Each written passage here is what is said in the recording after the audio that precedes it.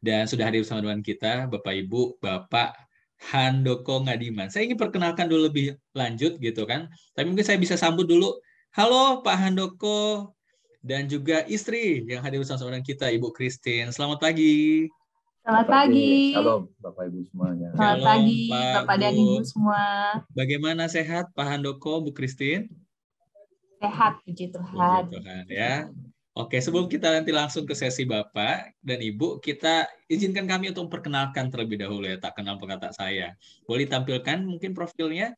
Jadi Pak Handoko Ngadiman ini mungkin wajah baru ya di kalangan keluarga tunas bangsa Greenfield dan Serpong. Betul begitu ya Pak Handoko ya?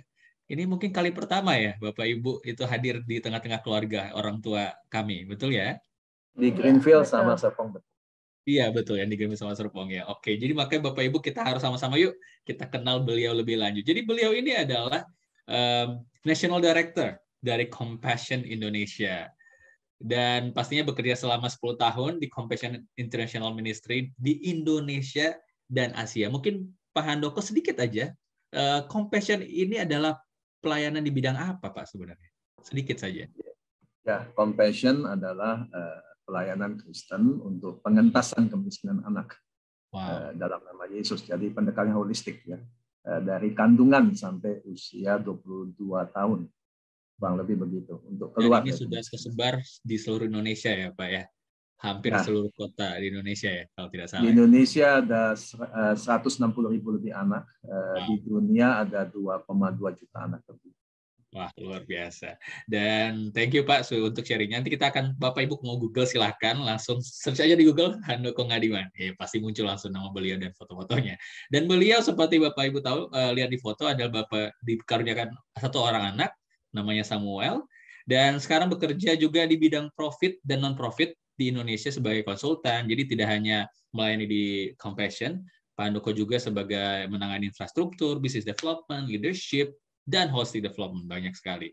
Beliau juga menerima berbagai studi formal yang pastinya berkaitan dengan misi, leadership, development management, dan operation management. Dan passion beliau untuk generasi muda itu luar biasa besarnya. Dan beliau juga bicara pandang ilahi yang berdampak pastinya untuk kemuliaan nama Tuhan di negara kita Indonesia. Dan bersama dengan istri yang sudah hadir bersama kita juga, Ibu Christine, beliau fokus untuk pelayanan pemuritan keluarga dan generasi muda. Jadi kalau dari profilnya ini sudah sangat pantas sekali Bapak Handoko Ngadiman dan istri ini akan membawakan sesi ini.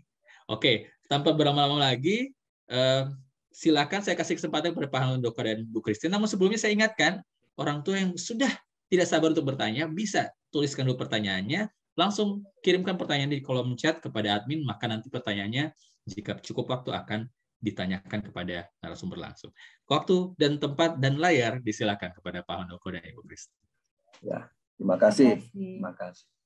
Shalom Bapak Ibu semua dimanapun Bapak Ibu berada. Saya Handoko. Saya Christine. Ya, terima kasih untuk investasi waktu Bapak Ibu di hari Sabtu untuk anak-anak Bapak Ibu semua. Dan kami sangat hargai. Dan saya ingin katakan bahwa semua yang kita diskusikan atau yang kami sampaikan sifatnya itu adalah satu tentu saja pengalaman, tetapi juga ada hal-hal yang lain berkaitan dengan firman Tuhan yang paling penting. Dan ketiga, semua itu karena kasih anugerah. Saya mau garis bawahi ya, semua itu karena kasih anugerah. Nah, izinkan kami untuk sharing presentasi untuk kita sama-sama pelajari. Ya. Nah, judulnya sendiri ini menurut saya sangat-sangat provokatif ya. Judulnya adalah Building a Mighty Generation tentang prinsip identitas. Ya, gunakan kata subtemanya siapa saya. Karena ini yang seringkali atau juga jarang orang merefleksikan atau bertanya siapa sih saya ini, gitu loh ya. Nah, tetapi di dalam konteks building a mighty generation, menurut saya ini sesuatu yang sangat-sangat penting. Mengapa sangat-sangat penting? Nah, kalau Bapak Ibu, kalau kita sebagai orang tua perhatikan, kita ini bukan hidup di dalam zaman di mana keluarga kita di dalam suatu tanpa kehadiran banyak pihak. Kita dipengaruhi sebenarnya banyak pihak oleh yang kita sadari atau tidak sadari. Kalau saya tanya, misalnya di sini ada berapa? Kalau nggak salah tadi ada 300 lebih. Siapa yang senang K-pop, siapa yang melihat K-drama dan lain-lain, pasti banyak yang tunjuk tangan. Ya. Nah, tetapi di dalam K-pop, K-drama dan lain itu juga ada pengaruh pakaiannya, pengaruh budayanya, makanannya. Dulu nggak kenal kimchi, sekarang kimchi di mana-mana ada. Apa K-restoran, kayak Korean restoran, kemudian ada apa K-mart, kemudian kita suka makan apa kimbap dan lain-lain. Bukan hanya makan yang mempengaruhi kita, tetapi bagaimana mungkin kalau kita lihat K-drama dan lain, perempuan itu dengan sangat berani berkata mencintai laki-laki. Kemudian melakukan hubungan seks sebelum menikah. Banyak contoh-contoh yang dilihat sadar nggak sadar itu mempengaruhi. Ada satu dari CBN, ada satu itu bagus dia bilang, itu memuridkan anak-anak kita. Kedua, sosial media itu banyak sekali tuh ya. Saya nggak ikut semua itu karena saya nggak punya waktunya. Tetapi saya ikut LinkedIn misalnya, LinkedIn. Saya ikut juga di WhatsApp. Tapi banyak yang lain, Twitter dan lain-lain saya tidak ikut, YouTube dan lain-lain. Nah, ada satu pengalaman, ada satu anak di Filipina, anaknya di YouTube, kemudian dia kenalan dan dia diminta buka baju melalui YouTube, difoto atau difilmkan. Nah, kemudian ayahnya diperas oleh yang melakukan itu, sehingga bapaknya adalah majelis gereja di Filipina tersebut, dia harus keluar. Bapak Ibu, media, sosial media mempengaruhi anak-anak kita, mempengaruhi kita juga sebagai orang tua. Pemahaman kita melihat satu situasi, apakah itu politik, apakah budaya hidup, kebiasaan, dan lain-lain, itu semua kita carinya di mana? YouTube. Mbah YouTube kita bilang. Kemudian satu lagi yang menarik itu LGBT. Ya. LGBT itu kami pernah tinggal di Thailand. Kami harus terus-menerus menyampaikan kepada anak kami Samuel bahwa itu ya bahwa tidak ada Tuhan menciptakan antara laki-laki, perempuan, dan gender ketiga. Tetapi kita melihat sekitar kami di Thailand, di Chiang Mai kami tinggal, itu banyak sekali yang di tengah-tengah itu. Di Filipina juga banyak, kami pernah tinggal di Filipina, dan juga banyak tempat kita melihat. Anak saya Tahi kuliah di Belanda, juga dia melihat banyak free sex dan lain-lain. Istri saya mungkin cerita sedikit tentang LGBT, bagaimana itu mempengaruhi luar biasa kepada seorang anak, teman kita sendiri. Ya, pada waktu kita melihat situasi yang seperti ini, beberapa dari teman-teman kami juga menghadapi tantangan-tantangan yang seperti itu. Jadi mereka bingung, kenapa? Karena sudah mulai masuk di dalam film anak-anak, ya. Kemudian jadi dibilang itu subtle, ya. Jadi sangat halus, masuk dengan identitas boneka yang tidak jelas gendernya, dan kelihatannya lucu. Tetapi sedikit demi sedikit, ya, sampai pernah ada satu orang anak, jadi seorang teman tinggal bersama dengan keluarganya di US, dan anak ini jadi sebetulnya keponakannya ya, tetapi untuk satu proses yang memudahkan, mereka mengadopsi, jadi menjadi anak mereka untuk bisa kepentingan mereka bersekolah di sana. Nah, yang terjadi adalah kebingungan identitas. Pada waktu anak itu sudah umur 17 tahun ketika dia tinggal di US, sekarang umurnya 21 tahun, dan dia katakan kepada teman saya ini bahwa menurut dia orang-orang ini banyak mengalami tekanan. Jadi kita harus membantu mereka. Dan dia sudah mulai dengan nilai-nilai yang seperti hidup bersama, nilai-nilai tentang ya kejelasan gender yang seperti itu. Dia katakan itu human rights. Jadi semua orang punya hak asasi untuk melakukan itu. So why not? Terus dia bilang, kenapa Tuhan jadi satu pribadi yang membatasi? Dan menurut saya tidak demikian. Dia mengatakan seperti itu. Dan teman saya bilang, Tin, saya bingung gitu. Waktu saya bawa keponakan saya ini umurnya sudah 17 dan saya berpikir bahwa saya sudah menanamkan dengan pembicaraan kami setiap hari, tapi day to day dia menjadi seseorang yang sangat berbeda. Kenapa? Karena kebingungan identitas. Nah, kita akan bicara tentang satu identitas. Mengapa identitas itu penting untuk anak? Ya. Jadi Bapak Ibu tadi sebenarnya bahwa kita sebagai orang tua harus menyadari atau sangat menyadari bahwa anak-anak kita dan kita itu hidup yang tadi Pak Beta katakan, ada budaya-budaya yang berlawanan dengan budaya kerajaan Allah. Nah, sekarang kita melihat, mencoba memahami mengapa identitas diri itu sangat penting. Yang pertama adalah kejelasan siapa diri saya akan menentukan apa yang akan saya lakukan. Saya ambil contoh begini. Saya pernah bertemu dengan satu anak dalam sekelompok anak remaja, dan saya tanya, nanti kalian mau apa sesudah kalian selesai SMA? Ada satu anak menyampaikan begini, saya cukup kaget. Dia katakan, saya anak pendeta. Tetapi saya tahu persis bahwa saya tidak akan bisa kuliah lagi. Kuliah itu bicara satu karir, satu perjalanan di dalam kehidupan dia. Itu bukan satu apa, tetapi itu dalamnya adalah bicara identitas dia, bahwa dia tidak punya kemampuan untuk melakukan sesuatu yang mungkin sesuai rencana Tuhan atau tidak. Dia tahu bahwa dia tidak bisa. Karena apa? Karena orang tuanya adalah pendeta. Jadi kalau bicara begitu artinya dia bicara bahwa Allah itu yang Allahnya dia dan orang tuanya tidak mampu membuat dia bisa kuliah. Saya tahu banyak keadaan membuat orang tidak bisa kuliah. Tetapi pemahaman dia tentang identitas dia sebagai anak pendeta itu membuat dia tidak bisa mampu kuliah. Tetapi banyak hal yang bukan hanya itu. Itu satu contoh dari banyak yang membuat anak-anak mengatakan, saya tidak mau seperti ayah saya. Saya tidak mau seperti ibu saya. Saya tidak mau melakukan itu. Kenapa? Dan menjadi pemberontak. Sehingga kalau orang tua saya beberapa kali suka ketemu orang tua yang berkata, saya seperti tidak mengenal anak saya lagi. Padahal dari dulu saya lakukan yang baik, yang terbaik untuk anak-anak saya. Nah, ini jadi sangat penting, siapa identitas anak itu menentukan apa yang dia akan lakukan, termasuk kita. Nah, yang kedua yang dikatakan Pak Bet tadi, kebingungan identitas karena benturan budaya atau relatif dua dunia. Kita tinggal di Indonesia, kita tinggal dalam satu keluarga yang berbeda-beda. Tetapi kita juga mesti paham bahwa TV itu memberikan satu budaya yang berbeda, YouTube memberikan satu budaya yang berbeda. Kemudian apa? Sosial media memberikan satu budaya yang berbeda. Jadi anak-anak kita hidup di dalam dua dunia. Satu dunia mungkin di keluarga mengatakan begini, tapi yang dia lihat melalui sosial media dan lain mengatakan berbeda. Nah, ini Bapak Ibu kita harus pahami, kita harus sadari bahwa identitas yang kita investasi, yang bangun di dalam hidup anak-anak kita, itu akan membuat dia menjadi apa? Mengetahui dengan jelas. Yang ketiga adalah bicara tentang memahami identitas dia. Sebenarnya saya ingin bicara yang keempat, integritas.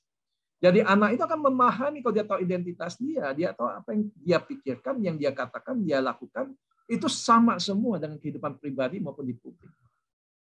Kita orang dewasa, saya beberapa kali suka dengar, saya bingung lihat suami saya bingung lihat istri saya. Waktu sebelum menikah dan waktu sudah tinggal sama-sama sebagai suami istri sangat berbeda. Kenapa? Tadi dikatakan nanti istri saya akan bicara dengan lebih dalam. Kenapa ada dikatakan apa yang dipikirkan, apa yang dikatakan, apa yang dilakukan sebelum menikah sangat berbeda dengan waktu sesudah menikah. Kenapa? Karena dari kecil kita diajar untuk melakukan memperkatakan sesuatu tetapi berpikir yang berbeda. Nah, ini penting Bapak Ibu, identitas kita akan membuat kita konsisten dengan apa yang kita pikirkan, apa yang kita katakan, apa yang kita lakukan, dan juga semua apa yang kita janjikan. Nah, yang ketiga, poin ketiga adalah pemahaman identitas itu. Ini sangat penting Bapak Ibu. Ada yang disebut fase rumah 6-12, tapi Bapak Ibu ini SMP dan SMA ya. Nah, di fase rumah peran orang tua itu ada satu luxury, sesuatu yang luar biasa Tuhan berikan buat kita untuk investasi kepada identitas anak-anak kita. Jadi Bapak Ibu, kalau anak-anak kita masih dalam fase ini sangat-sangat penting. Kenapa? Karena dia akan masuk ke dalam yang disebut fase petualangan kelompok, yaitu usia 13-17 dan seterusnya, di mana mereka akan bertemu dengan orang-orang yang orang tua suka berkata, aku nggak ngerti nih.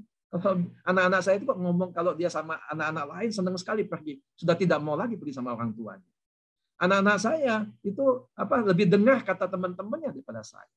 Nah, Bapak Ibu kenapa? Karena itulah fase di mana anak-anak mulai bergaul dengan banyak pihak dan juga menyenangi banyak hal yang sebelumnya mereka tidak dapat atau mereka tidak pernah kenal di dalam keluarga mereka. Nah, jadi fase-fase ini sangat penting Bapak Ibu untuk kita maksimalkan membangun identitas anak kita. Apa yang Tuhan katakan tentang diri kita sebagai satu pribadi. Di dalam Yesaya 43 dikatakan bahwa kita itu berharga di mata Tuhan, unik dan dikasihi oleh Tuhan. Bahwa itu disebutkan ya, for you are precious, noble, honorable. Jadi dibilang berharga, mulia, tetapi banyak orang tidak memahami hal itu. Untuk bisa diterima, banyak orang menggunakan apa yang disebut dengan topeng. Waktu saya ada di dalam kelompok ini, saya harus menjadi pribadi yang bisa diterima oleh kelompok ini. Saya akan ikut dengan aturan dari kelompok ini. Tapi waktu saya kembali ke rumah, mungkin saya akan katakan waktu papa dan mama bertanya pada saya, apakah semuanya oke? Oke. Kenapa? Ya karena saya mau diterima di rumah. Saya tahu ada aturan yang berbeda di rumah. Saya tahu ada aturan yang berbeda di luar dan saya mau bisa diterima di dalam kelompok manapun. Apa akibatnya untuk saya? Akibatnya untuk saya adalah saya harus menggunakan berbagai macam topeng di dalam kehidupan saya. Saya di rumah berbeda dengan saya di sekolah, berbeda dengan saya di dalam kelompok, mungkin untuk anak-anak kita ya, kelompok les misalnya ya, kelompok ekstrakurikuler ya, kelompok pergaulan sosial ya di dalam sosial media, dan semuanya berbeda. Mengapa? Karena ada satu kebingungan identitas. Karena ada satu pikiran bahwa saya harus diterima. Kalau saya nggak diterima di dalam kelompok ini, berarti saya tidak berhasil. Mengapa hal itu terjadi? Ketika mereka tidak sadar apa yang menjadi identitas yang sesungguhnya. Nah, apa kata firman Tuhan tentang hal itu?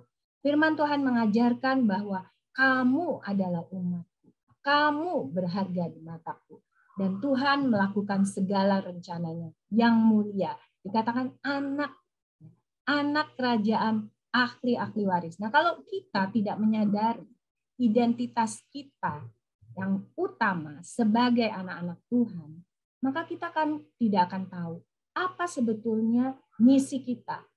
Apa sih kenapa anak kita harus sekolah di sekolah ini? Pastinya karena kita tahu bahwa sekolah ini adalah sekolah yang bagus. Sekolah yang punya nilai-nilai yang baik. Sekolah yang akan membawa anak kita siap untuk memasuki jenjang pendidikan selanjutnya dan sebagainya. Tetapi tanpa kekuatan identitas tentang anak kita, siapa dia di mata Tuhan, tetap anak kita akan terbawa kemana-mana. Nah, itu sebabnya sangat penting buat ayah dan ibu untuk menetapkan kamu berharga di mata Tuhan. Kamu adalah kamu. Ya, kalau dibilang mungkin nama panggilan saya adalah Christine, ada berapa banyak nama Christine di dunia ini. Tapi Christine yang ini adalah saya. Christine yang ini adalah satu. Tidak akan pernah ada pribadi yang lain, Christine yang lain. Begitu ya. Jadi kenapa? Anak-anak harus tahu dari awal mulanya nilai keberhargaan diri. Sehingga waktu dia tahu saya berharga, saya punya misi dari Tuhan untuk menjadi terang dan garam. Dimanapun saya berada, tadi Pak Bedat bicarakan ya tentang budaya global, budaya tandingan dan trendsetter. Di situ disebutkan bahwa kalau kamu bisa menjadi dirimu sendiri, menyadari peranmu, identitas utamamu sebagai terang dan garam, dimanapun kamu berada, Tuhan akan pakai hidupmu. Bahkan membawa orang-orang itu melihat ada sesuatu yang berbeda di dalam diri anak-anak kita. Dan itu siapa? Itu karena Kristus. Nah, bagaimana menemukan identitas sekunder kita? Silakan Anda. Ya, terima kasih. Jadi sebelum masuk identitas sekunder, Bapak Ibu, contohnya kami waktu kecil ya, Samuel, kita bilang, Samuel, kamu itu anak Tuhan Yesus. Gitu ya. Dan ini selalu diperkatakan, di Ulangan 6 itu diperkatakan terus-menerus. Kamu itu ahli waris, kamu itu anak Tuhan, kamu itu anak raja. Nah, Bapak Ibu, perkataan-perkataan ini akan mengingatkan anak kita tentang identitas utamanya dia. Nah, Bapak Ibu boleh nanti pas sudah selesai, coba dengan pertanyaan tidak langsung, coba melihat identitas utama anak kita dipahami nggak oleh anak kita. Ya. Nah, yang kedua, bicara tentang identitas sekunder, yang tadi disebut juga oleh Pak Beta. Filipi 3 ayat 20 berkata, karena kewargaan kita adalah di dalam sorga. Dan sesudah kita diselamatkan itu, ya kewargaan kita di dalam sorga. Dan dari situ juga kita menantikan Tuhan Yesus Kristus sebagai juru selamat. Nah, tetapi Bapak Ibu, kita ini masih hidup di dunia. Nah, di masa lalu ada masa sekarang dan masa depan. Jadi hidup kita tuh nggak tiba-tiba hari ini. Hidup kita tuh ada perjalanan masa lalu yang membentuk kita menjadi hari ini. Ada juga masa sekarang yang membentuk kita juga hari ini. Itu pilihan-pilihan. Dan kemudian masa depan itu juga akan membentuk pilihan kita. Membentuk identitas kita. Nah, pertanyaannya, apa yang membedakan kita sebagai anak Tuhan dan warga kerajaan Allah dengan orang lain? Nah, pertanyaan ini sangat-sangat penting, Bapak Ibu. Karena inilah untuk kita sebagai orang tua melihat anak kita ini memahami tidak identitasnya. Suatu hari ada anak teman kami, termasuk anak kami. Ketika dia bilang, wah, Ma, saya belajar sampai tengah malam dan lain-lain. Dia SMA dan dia dapat nilai baik, tetapi temannya nyontek dan lain-lain. Dia ini sekolah Kristen. Nah, anak yang itu mendapat nilai sama baiknya dengan dia. Dan anak ini berkata, Mah, saya belajar keras dan lain-lain, tapi nilai saya begini dan teman saya tidak belajar. Apakah dia akan mengambil keputusan? Saya nyontek saja atau ngeles aja sama gurunya, dapat kisi-kisi tentang ulangannya mau apa. Nah, kalau kita sebagai orang tua katakan, ya lakukan saja. Itulah kita akan mengajak anak kita tentang suatu kesalahan di dalam memilih dalam identitasnya dia. Nah, Bapak Ibu, ini bicara apa? Kita akan fokus kepada identitas masa lalu dahulu. Ada yang dikatakan Pak Beta tadi yang tidak dapat dirubah.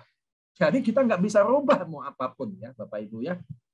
Orang tua, kita bilang, oh saya nggak suka orang tua saya nggak kurang cantik atau tidak kaya dan lain-lain. Nggak bisa Bapak Ibu masuk ke perutnya lagi. Kita juga nggak bisa ganti DNA kita, sidik jari kita, warna mata. Walaupun sekarang bisa ganti lensa lens ya. Ya. Kemudian warna kulit nggak bisa. Bisa juga sekarang diganti dengan jadi lebih putih karena iklan ya. Tetapi ya kembali hitam lagi suatu ketika mungkin ya. Tinggi badan ada juga teori-teori mengatakan bisa, tetapi sangat-sangat sulit Bapak Ibu. Nah, Bapak Ibu, ini yang tidak dapat dirubah dan kita sebagai orang tua harus mengajak anak kita untuk menerima. Jadi contohnya, dalam usia-usia tertentu anak kita, itu peran ayah sangat penting ya. Mengatakan kepada anak perempuannya, kamu itu cantik. Kamu itu cantik di mata papa. Kenapa? Sehingga anaknya itu tidak mencari kecantikan dari teman-temannya. Oh, pakai rok pendek itu cantik. Kalau pakai rambut warna gini cantik. Kalau saya pakai memperlihatkan bagian-bagian vital saya cantik. Nah, Bapak Ibu sangat-sangat penting. Dan juga dalam gender juga. Saya harus sampaikan kepada anak saya, Samuel, kamu laki-laki. Kamu tidak bisa jadi perempuan. Karena Allah menciptakan laki-laki dan perempuan. Nah, Bapak Ibu, waktu kami kirim anak kami ke Belanda, kami sangat jelas soal itu. Kenapa? Banyak sekali waktu di Thailand, kami harus ngingetin Samuel terus. Bahwa gender kamu tuh nggak bisa berubah.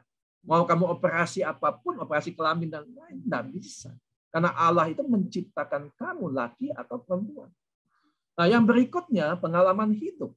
Masa lalu pengalaman hidup kita tidak kita bisa rubah. Tinggal kita pilih mau menghadapinya, melihatnya seperti apa.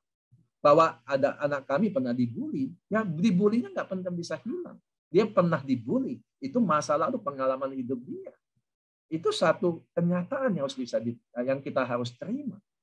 Nah, kemudian yang diwariskan masa lalu kita, tapi dapat kita rubah. Ada pilihan sebelum kita adopsi. Contohnya, budaya apa yang kita inginkan? Apakah budaya K-pop? Apakah budaya sosial media, budaya YouTube, budaya Amerika? Atau budaya apa? Atau budaya yang kita tentukan di keluarga kita. Makanya Pak Beta tadi katakan, membangun nilai-nilai, memilih nilai dalam keluarga itu sangat penting. Karena itu akan menentukan budaya apa yang ada di rumah kita. Contohnya, sederhana aja pagi hari misalnya. Ketok pintu. Kalau kita mau masuk ke kamar anak saya ketok pintu dulu. Nggak tiba-tiba nyelonong masuk. Itu kita bangun saling menghormati. Misalnya menyapa selamat pagi, mau makan bilang oma makan, mama makan. Kita juga bilang Sam kita mau makan. Atau makan sama-sama satu meja. Ya. Itu semua hal-hal yang sehari-hari suatu pilihan. Nah, stereotype. Saya orang Sumatera dari Palembang. Nah, orang bilang orang Palembang hati-hati banyak malingnya. Orang Palembang kalau ngomongnya orang Sumatera ngomongnya kasar. Bapak Ibu istri saya orang Jawa. Kami pernah di dalam waktu kami sebelum menikah Istri saya nangis cukup banyak kali karena saya berbicara dengan nada yang seolah itu mengkritik. Dia punya hati yang sangat halus. Nah, Bapak Ibu, saya bisa menentukan pilihan mau merubah diri saya atau saya mengikuti masa lalu saya, di mana saya dibesarkan dalam rumah tangga, di mana kalau ngomong keras-keras dengan ngomong tertentu itu tidak ada masalah. Nah, itu pilihan-pilihan Bapak Ibu. Nilai-nilai dari orang tua. Ayah saya itu punya istri kedua. Ayah saya berhubungan dengan dan lain-lain. Nah, apakah pilihan itu saya akan ambil? Nah, nilai-nilai kita itu menentukan nilai-nilai anak kita juga. Apa yang kita tentukan di dalam keluarga kita itu menentukan juga. Suatu ketika anak saya tanya, Papa nanti Papa gimana kalau ini? Saya bilang, Papa sudah melepaskan kutub itu. Bahwa Papa tidak akan punya istri kedua. Papa tidak akan menyeleweng dengan orang lain. Kenapa? Karena Papa percaya bahwa suami istri sudah diikat dalam satu perjanjian pernikahan.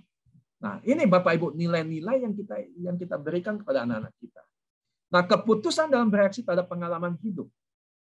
Misalnya anak kita dibully. Itu sesuatu yang menyakitkan. Mungkin dia merasa waktu itu sendirian. Anak saya pernah merasa tidak dibela oleh kami. Nah, tetapi dia punya keputusan hari ini untuk mengatakan bahwa bully itu memang menyakitkan. Tetapi bahwa bully itu tidak menghancurkan masa depan dia. Dan bully itu akan membuat dia lebih sensitif. Bagaimana dia bisa tidak memperlakukan orang dengan cara yang sama. Itu keputusan-keputusan yang baik dari pengalaman itu. Dan juga menerima hal yang indah dari masa lalu. Kita selalu berkata, Sam, hari ini kamu mengucap syukur apa? Ada hal apa yang kita harus berterima kasih kepada Tuhan. Jadi itu selalu mengingatkan kita bahwa sesuatu yang ada yang indah yang Tuhan berikan. Dan juga menolak hal-hal yang salah. Misalnya berbohong. Dulu kalau ayah saya itu kalau mengisi itu pekerjaan buruh. Kenapa? Biar uang sekolah anaknya tidak mahal. Atau kita secara pajak kita punya pembukuan ganda. Atau kita bilang, kalau ada orang datang bilang, oh nggak ada papa mama. Bapak Ibu, mungkin kita kecil diajar begitu. Tetapi sesudah kita besar, sesudah kita jadi orang tua, itu pilihan. Saya dulu suka nyontek, saya dulu suka menyogok guru. Apakah akan saya lakukan hal yang sama untuk anak saya? Dengan berkata, oh kalau nilainya jelek, oh kamu nyogok aja ke guru. Gitu. Nah ini sesuatu yang kita bisa tolak dan sesuai. Dan anak kita juga bisa lakukan yang sama. Ya, bagaimana kita bisa menerapkan identitas sekunder sebagai seorang pribadi, sebagai satu keluarga di masa yang sekarang. Yang pertama adalah nilai-nilai apa yang akan saya adopsi. Nilai yang akan saya adopsi adalah nilai yang menjadi dasar. Jadi bilang itu core value di dalam keluarga. Nah, di keluarga kami, waktu itu kami pernah bertanya kepada Samuel anak kami, Sam, menurut kamu, nilai keluarga apa yang kamu lihat di dalam keluarga kita? Lalu dia jawab, nah, yang pertama adalah integritas. Dari mana, Sam? Nah, kami di dekat rumah kami, di klaster kami, itu ada sebuah bundaran gitu ya. Jadi di situ ada tandanya kalau kita masuk ke situ kita harus memutari bundaran itu. Nah, sebetulnya ya jadi harus memutari bundaran. Nah, sebetulnya langsung jadi direct ke kanan itu lebih dekat ke rumah kami ya. Tetapi karena kami mau mematuhi peraturan itu, jadi sejak anak kami masih kecil, kami selalu bilang, Sam, kita lewati sesuai dengan peraturannya, tuh ada tandanya ya, harus putarin bundaran ini. Dan dia ikuti, bahkan ketika misalnya naik kendaraan, misalnya kami naik taksi dan sebagainya, selalu dia katakan, Pak, harus putar itu. Nah, sampai sekarang dia masih ingat, dan dia selalu katakan, kenapa? Menurut dia integritas adalah nilai core value dari keluarga kami. Karena dia lihat hal itu. Jadi dia katakan, Papa dan Mama bisa ambil jalan pintas, tetapi Papa dan Mama tetapkan kita harus ikuti aturan. Dan itu yang dilihat oleh anak kami. Kemudian nilai yang kedua adalah kejujuran. Kami belajar untuk saling terbuka satu sama lain. Bagaimana menyampaikan ide, dan mungkin ada perdebatan-perdebatan dari ide itu. Tetapi waktu kami bersama-sama membicarakannya, itu adalah hal yang kami dapati di dalam keluarga kami, bahwa ternyata kejujuran, keterbukaan akan menolong kita untuk bisa memahami, saling menerima satu sama lain. Saya tidak akan menjadi seperti suami saya, biarpun kami sudah menikah sekian puluh tahun. Anak saya tidak akan bisa menjadi seperti ayahnya atau seperti saya. Kenapa? Karena setiap kita adalah pribadi yang unik, tetapi memiliki nilai dasar di dalam keluarga. Ini yang akan menolong kita dalam memecahkan setiap konflik. Untuk itu, kita juga harus bisa melihat siapa teman-teman anak-anak kita. Bagaimana kita bergaul dengan keluarga-keluarga yang seperti apa? Apa yang kita bisa pelajari dari orang-orang sekitar kita? Nilai-nilai kehidupan apa? Kami memiliki kebiasaan untuk mengundang beberapa teman-teman keluarga atau teman-teman anak kami untuk bisa datang ke rumah. Dan pada waktu itulah kami bisa berbincang dengan mereka dan kami bisa mengenal siapa teman-teman anak saya. Anak saya juga bisa tahu siapa ini teman-teman dari orang tua saya, nilai-nilai apa, dasar-dasar kehidupan apa yang mereka pelajari, yang mereka dapatkan, dan apa pelajaran hidup yang saya bisa lihat. Nah, di sini kita penting bagi kita untuk bisa mengenal anak-anak kita bergaul dengan siapa. Siapa itu, nilai-nilai yang seperti apa yang dimiliki oleh teman-teman di dalam pergaulan mereka. Itu akan menolong anak-anak kita untuk membuat satu keputusan. Kamu mau menjadi pribadi yang seperti apa? Dan ini penting sekali, Bapak dan Ibu, untuk menolong anak-anak kita. Anak-anak kita tidak akan bersekolah di tempat ini terus. Satu ketika mereka akan melanjutkan pendidikan, mungkin keluar kota, ya, bahkan mungkin ke luar negeri. Lalu bagaimana dengan support system yang kita mau siapkan untuk mereka? Hal ini sangat penting. Nah, memasukkan nilai-nilai yang akan kita adopsi sejak awal akan menolong mereka untuk tetap menjadi pribadi yang seperti Tuhan inginkan ketika mereka berada dimanapun. Jadi tidak tergeser dan tahu jejaknya, identitas dirinya. Ya. Nah, kemudian pilihan-pilihan hidup ini yang akan menolong mereka. Dengan mereka punya identitas, itu akan membuat mereka apakah mengambil keputusan, apakah mereka mau, apakah saya akan tinggal bersama dengan seorang wanita, dengan seorang pria tanpa menikah, apakah saya akan ikut dengan nilai-nilai yang seperti ini, teman-teman saya melakukan protes misalnya, waktu itu anak saya berkata, ya mereka ada kumpul-kumpul dan biasanya mereka minum-minum pada waktu itu, karena di dalam budaya orang Eropa itu hal yang biasa, tetapi mereka tahu, mereka bilang, Sam, kita mau kumpul, kita mau minum, kamu gimana, kamu nggak apa-apa. Mereka menghargai, tidak kehilangan identitas. Namun teman-teman itu bilang, you'd better learn not to try it before you become like us. Mereka katakan hal yang seperti itu, Bapak dan Ibu. Jadi dia bilang, kamu jangan jadi seperti kita, dan kita nggak mau kamu jadi seperti itu. Kenapa? Karena mereka melihat sesuatu yang berbeda di dalam diri anak-anak. Nah, ini adalah pilihan yang kita mau buat dengan identitas dan nilai yang kita yakini. Silakan, Bapak. Ya, jadi Bapak Ibu kalau kita perhatikan Pak Beta selalu bilang ayah.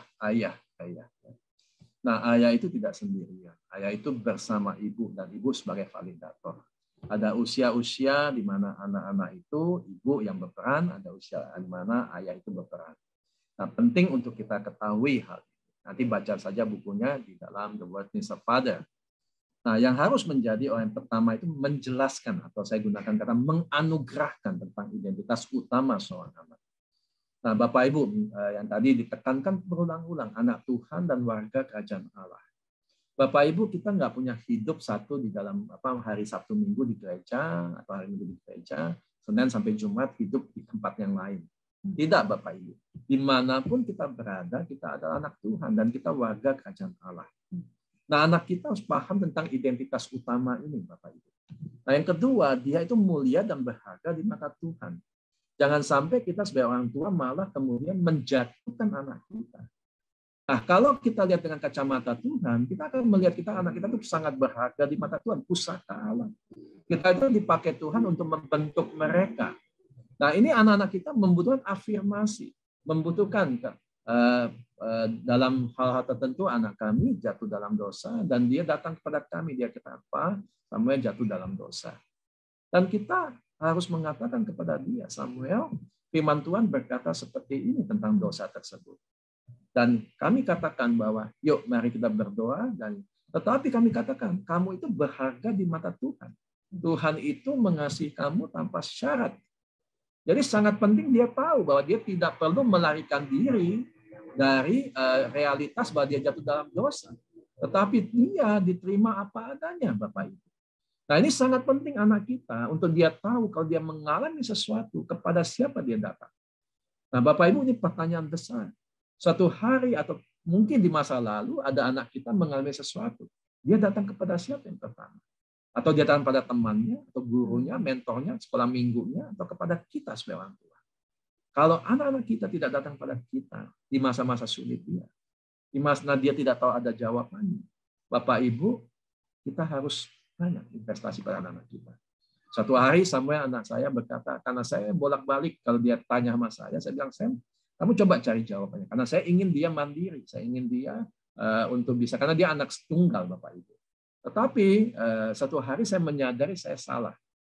Karena satu hari dia berkata apa? Samuel tanya karena Samuel tidak tahu jawabannya. Akhirnya saya mengaku dosa di hadapan Tuhan dan saya katakan saya minta ampun dan saya katakan sama Samuel, Papa minta maaf. Karena Papa ingin kamu mandiri tapi cara Papa salah.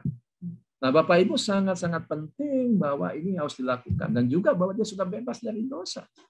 Kalau dia jatuh dalam dosa dia minta ampun dan Tuhan akan mengampuni dia. Yesus mati di kayu salib satu kali untuk selama-lamanya untuk dosa kita. Tetapi dia harus bertobat. Dia diciptakan untuk tujuan Allah. Bapak Ibu, penting buat anak-anak kita sebagai ayah itu mendampingi anak kita. Untuk dia tahu kenapa dia itu spesial. Kenapa itu Tuhan punya rencana dalam hidup dia. Apa rencana Tuhan dalam hidup dia. Bapak Ibu itu perlu diajak ngomong terus Bapak Ibu. Bahwa ada sesuatu yang besar yang Tuhan ingin kerjakan dalam hidup kamu. Nah intinya hidup itu bukan tentang saya atau kamu. Banyak kita terjebak orang tua akhirnya menjadikan anak itu pusat dari hidup kita.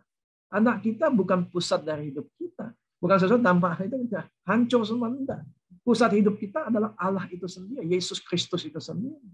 Tetapi bagaimana tentang Allah Bapa dan visinya dalam hidup anak itu. Nah Bapak Ibu sangat penting anak kita harus tahu panggilan hidupnya apa bersama Tuhan. Tuhan menciptakan dia itu khusus dengan keunikannya untuk tujuan tertentu. Jadi kita perlu sebagai orang tua, saya suka memberikan afirmasi, Samuel, kamu bagus loh, saya dalam menganalisa itu bagus untuk kamu dalam nanti bekerja dalam public policy, dalam kebijakan publik, karena dia punya kesan. Jadi Bapak Ibu, cari peluang selalu untuk mengafirmasi, untuk meneguhkan tentang rencana Tuhan dalam hidup anak kita, dan bagaimana rencana itu dalam jejak-jejaknya, dalam langkah-langkahnya. Ya, lalu bagaimana mengembangkan identitas ya untuk seorang anak di dalam keluarga? Kalau kita bicara tentang keluarga yang sehat, kita tahu bahwa sehat bukan hanya berbicara tentang sehat secara jasmani, tapi juga sehat secara mental, ya, sehat secara kejiwaan, sehat secara spiritual, dan itu menjadi satu hal yang menjadi satu kesatuan sesungguhnya. Kita tahu ada istilah-istilah mens sana in corpore sano. Ya, kita lihat bagaimana orang-orang di zaman sekarang ini lebih sadar akan kesehatan. Bagaimana situasi yang membawa kita akhir-akhir ini menolong kita juga untuk belajar hidup lebih sehat. Nah, tetapi dimulai dengan apa? Dimulai dengan pola pikir yang benar. Nah, bagaimana kita menemukan pola pikir yang benar? Itu dimulai dengan identitas. Siapa saya di hadapan Tuhan? Siapa keluarga saya di hadapan Tuhan? Apa visi dan rencana Tuhan untuk keluarga saya? Mungkin kita berpikir bahwa ya sudah menikah, ya sudah dijalani saja pernikahannya. Tapi tidak demikian, Bapak dan Ibu. Setiap keluarga itu dimaksudkan, diadakan, dibentuk untuk suatu tujuan. Dan itu yang harus kita bicarakan.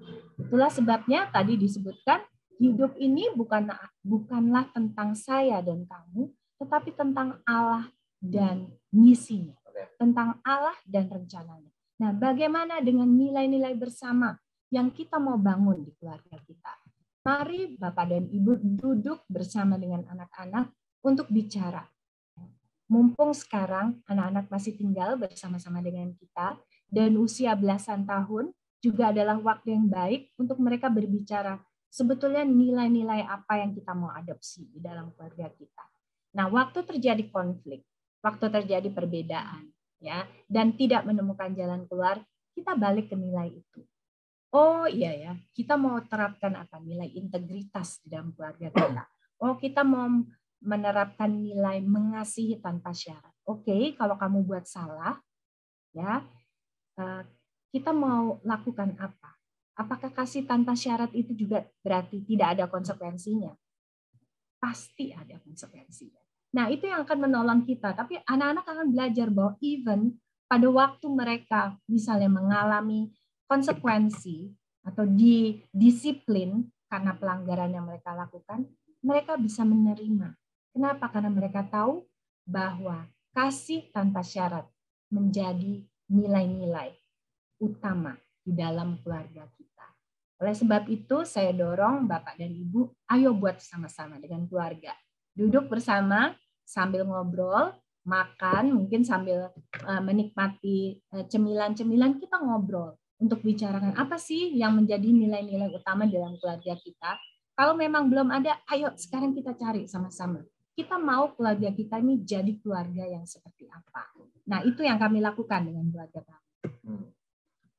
Nah, mungkin prakteknya ya, kami akan coba berbagi bagaimana kami praktek, tapi setiap keluarga berbeda-beda dengan keunikan sendiri. Nah, pembentukan karakter itu karakter ilahi ya, melalui satu yang disebut modeling ya. Nah, yang kedua itu relationship atau hubungan. Yang ketiga itu intentionality atau direncanakan. Jadi ada 3 kata kunci MRI, modeling, teladan, relationship, hubungan, dan ketiga intentionality atau direncanakan. Nah, Bapak Ibu, teladan ini orang bilang bahwa keluarga itu sekolah kehidupan. Betul Bapak Ibu. 24/7 ya. Jadi 24 jam selama 7 hari, ya anak kita akan melihat kita. Dan apa yang kita katakan itu, yang kita lakukan sehari-hari, itu akan membekas pada anak kita jauh lebih besar daripada apa yang kita katakan. Nah, Bapak Ibu, misalnya, apakah kita punya budaya meminta maaf kalau membuat salah? Saya belajar meminta maaf kepada anak saya kalau saya membuat salah. Itu nggak gampang, Bapak Ibu, sebagai seorang ayah. Misalnya, kita mengajarkan anak kita dari kecil, matiin lampu karena itu menghemat energi. Tetapi bapaknya nggak pernah matiin lampu kalau dia habis dari kamar mandi. Ketika anaknya berkata, Pak itu katanya matiin lampu. Bapaknya, ya, kamu matiin aja. Nah, itu contoh yang kurang baik. Tetapi contoh yang baik, oh iya, Papa minta maaf. Terima kasih anak, kamu sudah ngingetin Papa. Terima kasih loh, kamu luar biasa bisa ingat.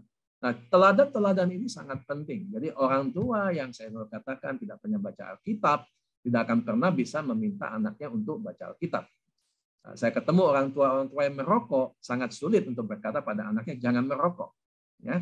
Nah, Bapak Ibu, itu sangat-sangat penting tentang teladan dalam menghidupi nilai-nilai yang kita katakan tadi, atau yang kita pilih sebagai keluarga. Kedua, teladan hidup itu tidak bisa terjadi hanya teladan hidup, tetapi membutuhkan satu hubungan. Nah, Bapak Ibu, hubungan ini bisa terjadi apabila kita investasikan. Jadi waktu kita yang 24 jam itu, ada yang perlu kita investasikan untuk anak kita. Ada yang bilang quality time, quantity time. Saya tidak mau berdebat di quality, quantity time. Yang penting apakah anak saya itu, kalau dia butuh saya hadir. Apalagi dia sedih, dia lagi gembira, dia lagi ulang tahun, dia lagi celebrate sesuatu, atau dia tidak tahu ada jawabannya apa, apakah saya hadir. Kehadiran saya sebagai seorang ayah itu sangat penting. Ada satu buku berkata begini, Peter Tanci, buku Motivate, orang Filipina, konglomerat di sana, dia juga pendeta, gembala. Dia bilang, dia lagi rapat direksi, anaknya, apakah istrinya, telepon, dia akan katakan, saya minta maaf, anak saya telepon, kita stop sebentar rapatnya.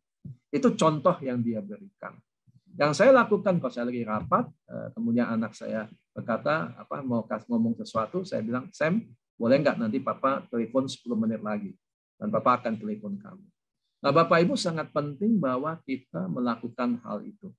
Nah, tentang relationship, saya dulu hubungan dengan anak saya tidak baik. Kenapa? Waktu dia kecil, saya banyak urusan kerja, jadi saya tidak paham bahwa saya harus beri waktu ke anak saya. Sampai satu titik dia menggambar, tidak ada gambar ayah, ada gambar mama sama dengan dia. Saya tidak ada. Jadi kami perlu ke psikolog, dan buat saya itu satu membutuhkan merendahkan diri saya untuk ke psikolog. Karena saya merasa saya sudah baik sebagai seorang ayah. Nah, disitulah saya bertobat, kemudian saya harus memberi waktu buat anak saya.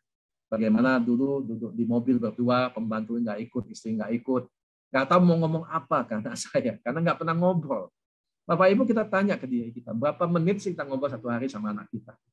Dalam perjalanan, apa kita sibuk dengan musik, kita sibuk ini, dan ngobrol itu bukan satu kenikmatan lagi. Satu meja kita duduk ya, semua pegang HP ya. Nah, Bapak Ibu, saya ambil contoh, setiap minggu saya sama anak saya Samuel, kami pemuritan. Kami ambil waktu khusus ngobrol, dan saya bisa cerita tentang kehidupan, dia bisa cerita tentang ini. Tetapi ada waktu-waktu yang lain. Kemarin misalnya saya jemput dia, dari dia intensif di Kelapa Gading, kami tinggal di Citra. Dalam perjalanan 1 jam lebih, cuman berdua, kami ngobrol. Kami makan bareng ya. Saya mau makan apa ya. Dari itu makan, kita ngobrol, pekerjaan dia gimana, apa ya. Jadi banyak hal yang kita bisa ngobrol, kita masukkan firman Tuhan di dalamnya. Dan itu tidak dimulai tiba-tiba, Bapak Ibu. Dimulai waktu dia masih kecil. Gunting rambut bareng-bareng, makan pizza bareng-bareng, ya, bermain bareng-bareng. Nah, itu semua relationship harus diinvestasikan. Nah, yang ketiga adalah intentionality, direncanakan. Jadi banyak orang mendidik anak itu tidak direncanakan. Sudah urusan sekolah minggu, urusan sekolah, dan lain-lain.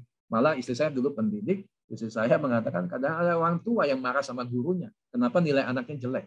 Kenapa anaknya loh, yang ini orang tuanya siapa, Bapak Ibu? Nah, intentionality itu ada penjelasan, yaitu tentang nilainya diterapkan. Anak-anak kita perlu mengerti kenapa nilai-nilai penting gitu. Kenapa kejujuran itu penting? Kenapa integritas itu penting?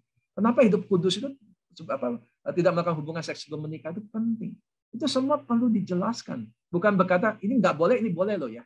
Nah, jangan sampai kita jadi orang tua hukum Taurat. Ini nggak boleh. Kenapa kamu lakukan? Loh, anaknya perlu penjelasan mengapa itu nggak boleh. Nah, kalau kita nggak pernah jelaskan, bagaimana anak itu bisa mengerti?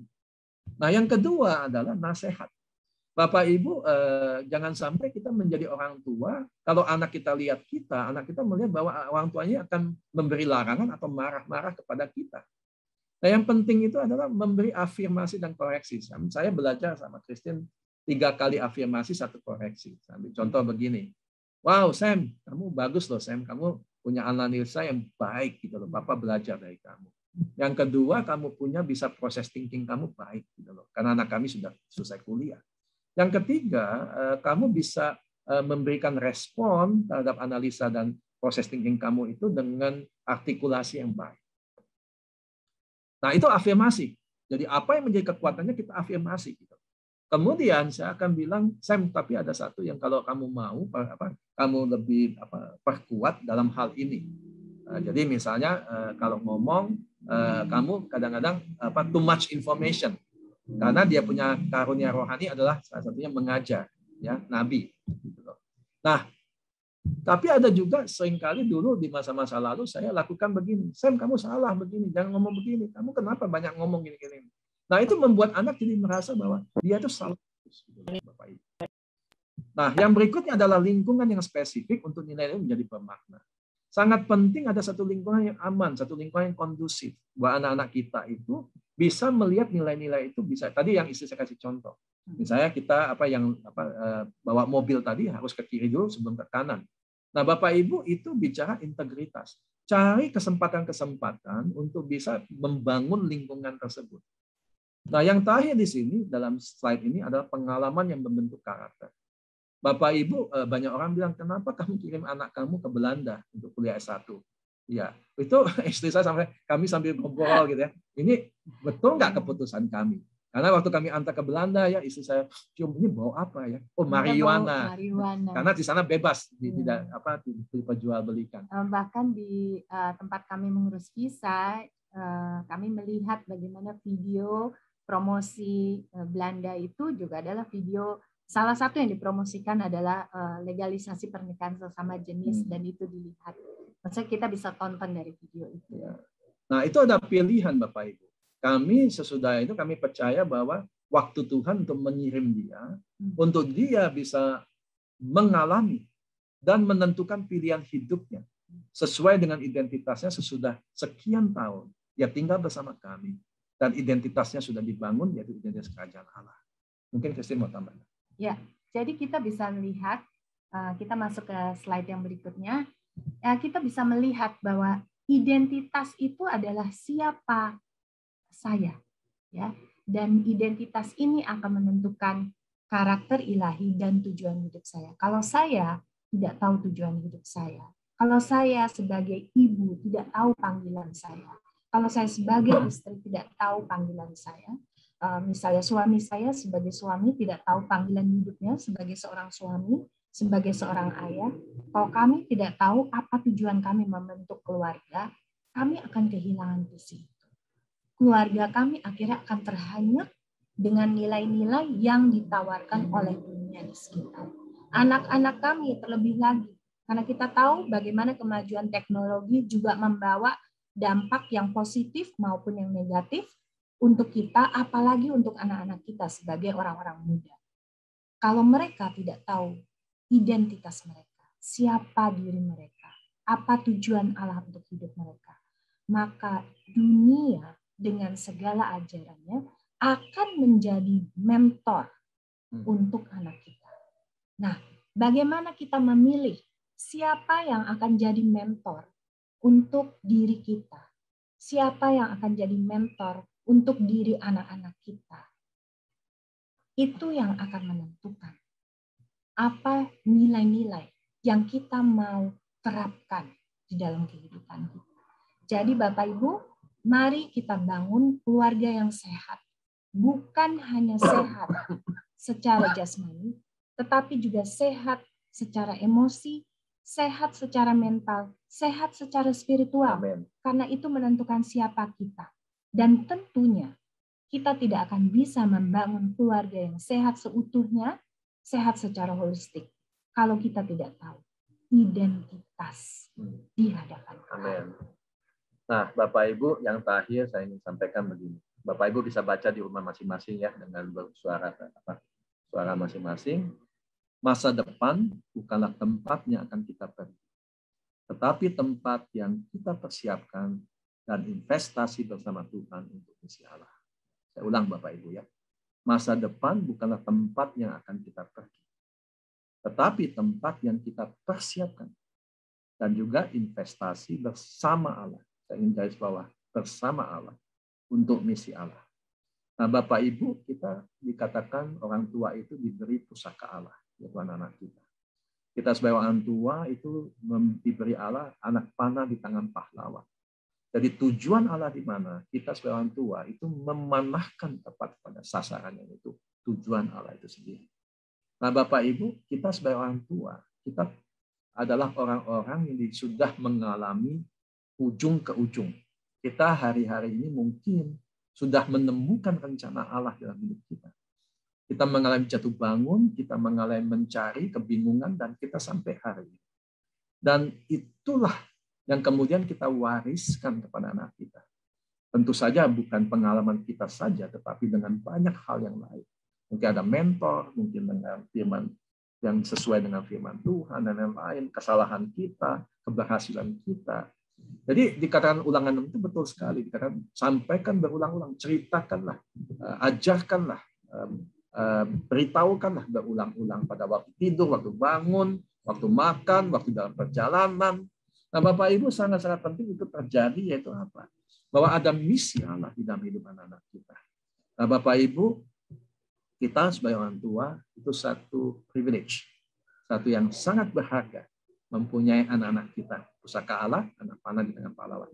Tugas kita sebagai orang tua adalah menginvestasikan identitas dalam hidup mereka, sehingga mereka bisa memenuhi rencana Allah dalam hidup mereka. Dan akan merubah generasi-generasi, dan juga akan berdampak, tadi yang katakan Pak Beta, di Indonesia. Jadi dari kami, terima kasih untuk waktunya, Tuhan memberkati. Tuhan memberkati juga. Pak bukan Bu Christine luar biasa, begitu banyak insights yang kita dapat ya. Boleh kasih tepuk tangan reaksinya Bapak Ibu dulu.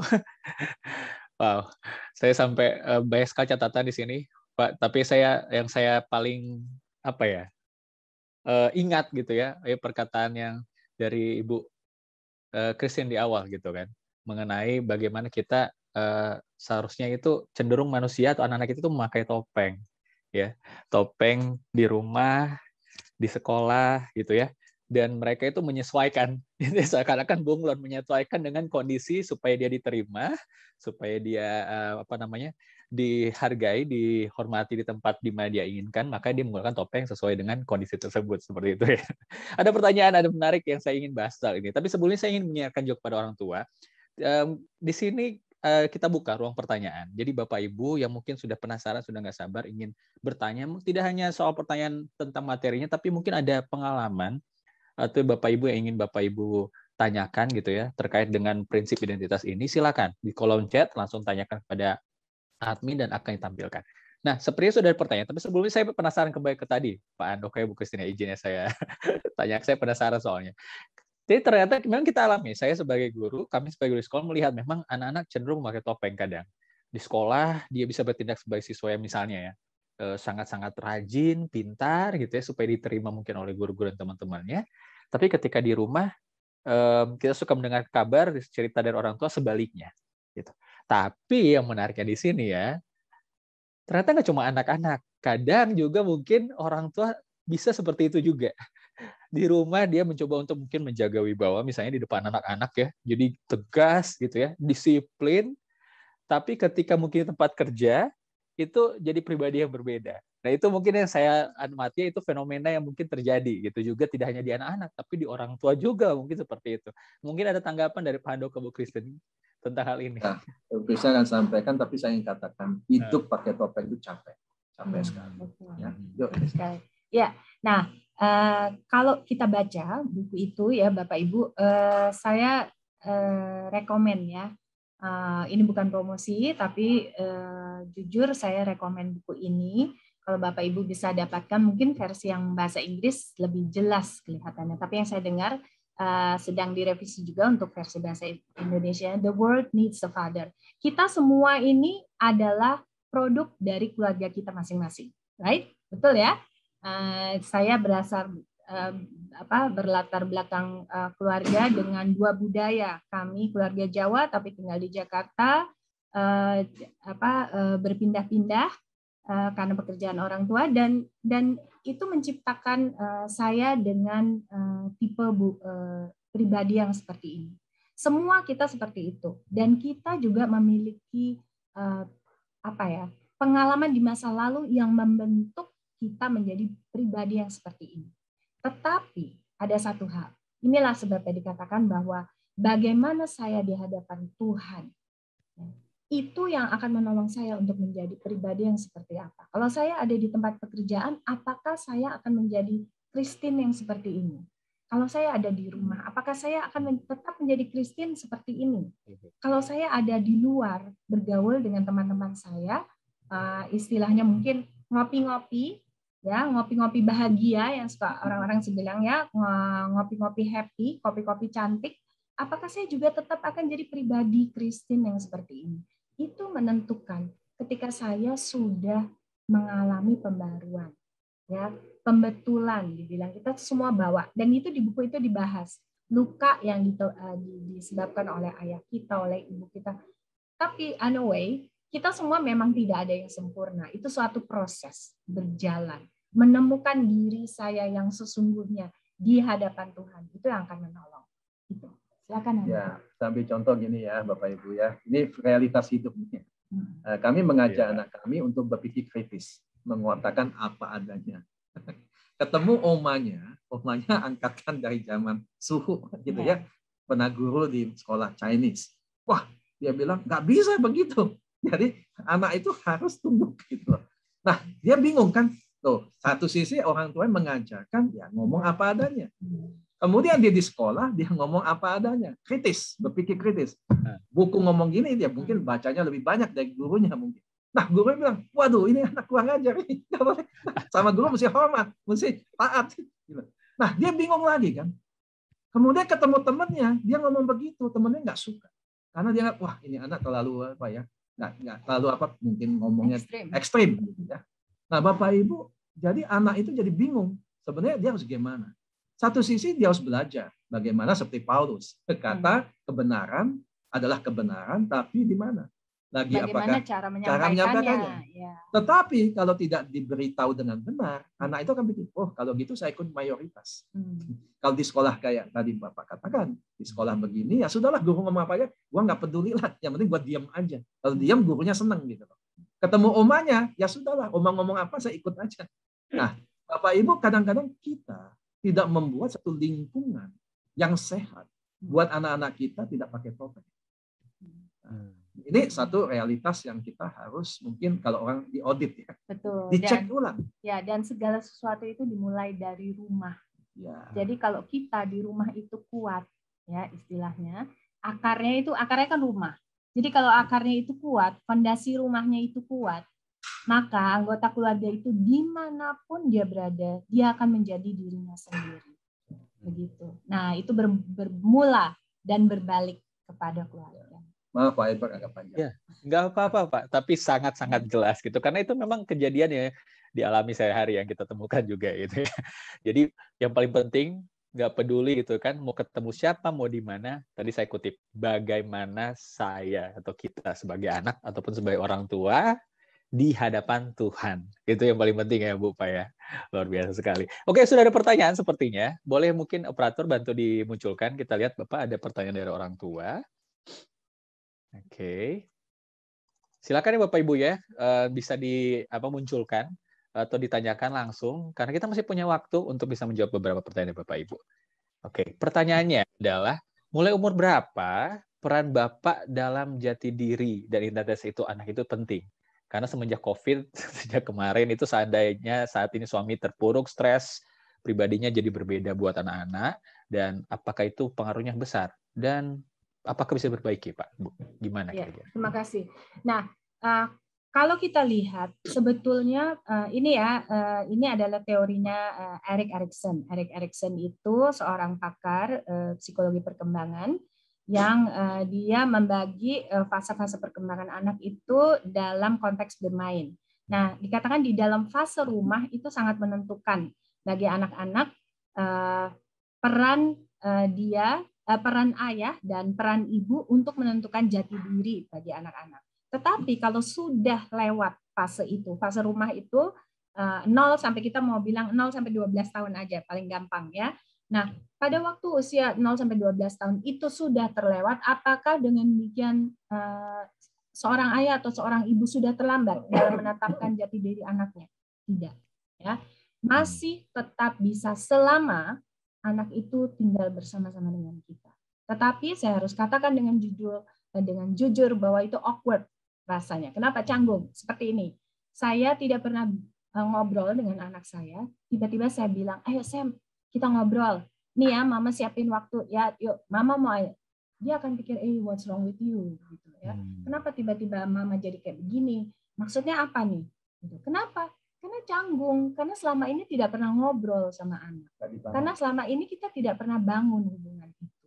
Tetapi disitulah Bapak dan Ibu, kita mau belajar untuk rendah hati. Ya, suami saya punya pengalamannya sendiri bagaimana dia waktu membuat yang tadi disebut dengan intentionality. Ya, dia bilang itu sesuatu yang direncanakan dalam memuridkan anak, itu dia harus belajar jungkir balik istilahnya. Kenapa harus menyesuaikan diri dengan waktunya anak saya dan sebagainya ya. Kadang-kadang ada perdebatan, ribut. Apakah kalau sudah ribut itu biasa? Karena kenapa? Karena anak kita masuk usia 13 sampai 17-18 tahun itu adalah periode di mana mereka sudah punya ideal ya, pikiran-pikiran yang idealis gitu. Ya, jadi menurut mereka bagusnya seorang ayah tuh begini-begini, ibu harus seperti ini. Orang-orang laki-laki zaman sekarang tuh harus begini, anak perempuan harus begitu. Mereka sudah punya idealisme itu. Jadi apabila itu terbentur, pasti akan terjadi keributan. Nah, tetapi bagaimana ayah dan ibu mengejar hal itu dalam menolong anak-anak menemukan jati diri dan identitas. Tidak terlambat. Ayo saya mau encourage ya, Bapak dan Ibu, you are not that late. Oke? Nggak telat. Ayo sekarang waktunya. Bangun hubungan itu dengan anak. Kalau anak kita suka game, mulai masuk dari game. Kalau dia suka dengan media sosial, masuk dari media sosial. Apa sekarang yang jadi kesukaan anak kita? Kita coba untuk masuk dari hal itu. Ya, saya menghargai pertanyaan ini, siapapun yang bertanya. Ini masa tidak gampang, ini masa sulit, banyak hal-hal terutama financial ya, itu membuat kita sebagai keluarga mengalami kesulitan. Nah, Bapak Ibu, ini kan cuma salah satu dari sekian banyak kesulitan dan perjalanan hidup kita, sama keluarga dalam pernikahan. Keuangan itu satu dari sekian banyak. Nah, saya melihat dua hal. Yang pertama adalah sebagai ayah, sebagai ibu. Nah, sebagai ayah, sebagai kepala keluarga, pemimpin keluarga, memang tulang punggung keluarga nggak gampang. Inilah kita harus belajar bagaimana berharap sama Tuhan, cari komunitas di mana bisa menguatkan kita, dan kita berharap sama Tuhan apa yang Tuhan bisa bantu. Dan saya percaya Tuhan bisa melepaskan kita dari masalah ini. Sebagai istri adalah penolong yang sepadan. Nah, sangat penting bahwa dalam masa-masa sulit ini, peran istri sebagai validator, peran ibu sebagai validator, nanti mungkin Kristen bisa tambah sedikit, sangat-sangat penting untuk dalam suami masa-masa sulit ini, bagaimana anak itu melihat ayahnya itu jadi tidak membuat anak tidak menghormati ayahnya. Atau anak itu mempunyai satu pikiran-pikiran yang salah tentang ayahnya. Nah, memang anak harus diberi pengertian. Kayak anak kami beri pengertian. Contohnya, waktu dia kuliah, kami katakan, Sam, Papa, Mama punya uang sekian. Dan Papa setiap bulan akan kirim sekian. Tapi uangnya belum ada. Samuel, kita doa.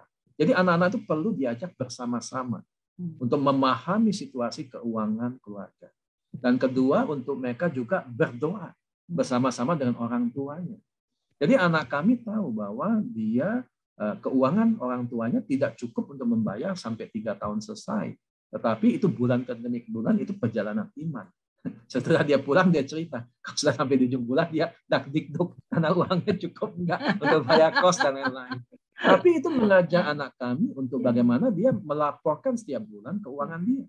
Kedua, mengajar dia kalau mau makan makanan yang enak, dia harus hitung uangnya berapa. Menentukan dia untuk pilih dia mau naik sepeda, apa naik bus, atau jalan kaki, atau naik tram. Dan juga pilih karcis yang seperti apa. Bapak Ibu, di dalam setiap kesusahan ada kesempatan. Kesempatan tadi yang dikatakan bagaimana kita bisa menggunakan itu untuk anak kita melihat contoh teladan dari orang tuanya dan juga diberi afirmasi bahwa inilah nilai-nilai keluarga kita. Kalau kita jalankan, Tuhan itu akan menolong kita. Mungkin dari saya tambahannya. Ya. Lalu bagaimana ketika suami kita dalam keadaan terpuruk atau stres? Apa yang kita bisa lakukan? Yang kita bisa lakukan sebagai istri adalah mendukung suami kita lalu berbicara dengan anak-anak. Ini situasi yang sedang dihadapi oleh ayah di tempat usahanya. Kita harus bicarakan kepada anak-anak dengan terbuka, Bapak dan Ibu. Kenapa? Bukan karena bukan karena kita ingin agar mereka lalu khawatir dan sebagainya, tetapi agar kita mengajar juga kepada anak-anak tentang realita. Itu suatu realita.